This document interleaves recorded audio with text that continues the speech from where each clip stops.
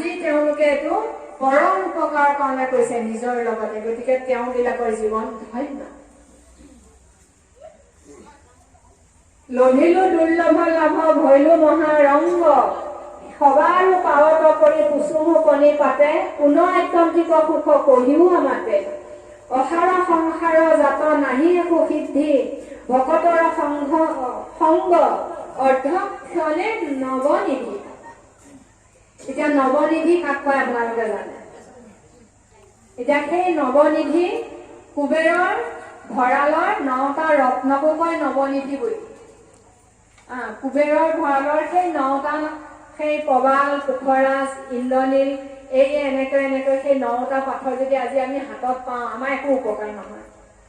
নৱনিধি কি? নতুনকৈ পোৱা আৰু এটা। নতুনকৈ কি পালো?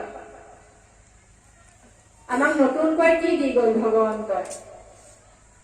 মোৰ ভক্তি চন্নহক তোমাষাৰ মন, যাৰ যেন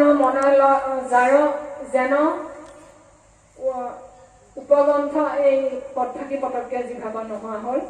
যেতিয়া দেৱতাসকলে ভগৱন্তৰ ওচৰত গৈ নাম ধৰ্ম ঢাকনি দিবৰ নিমিত্তে আহ্বান কৰিবলৈ যাওঁতে তেতিয়া ঈশ্বৰে পুৰুষে ক'লে নহয়, মই গম পাইছো মোৰ এই নাম ধৰ্ম, মোৰ এই ধৰ্ম তোমাৰ খবৰ ঢাকনি দিবৰ মন।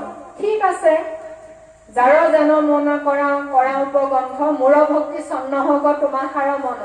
তোমালোকৰ যাৰ মনে যি কয় এনেকৈ উপগ্ৰন্থ কিছুমান তোমালোকে ৰচনা কৰা, মোৰ ধৰ্মক ঢাকি তোমালোকে নানা আগম মাৰ্গ বিলাক দেখুৱাই দিয়া, আৰু মোৰ ভক্তি চন্ন হব, গতিকে তোমালোকৰ মনোবাঞ্ছা পূৰ্ণ হব। এনেকৈ দেৱতাসকলক কৃপা কৰিলে আৰু হৈ গ'ল।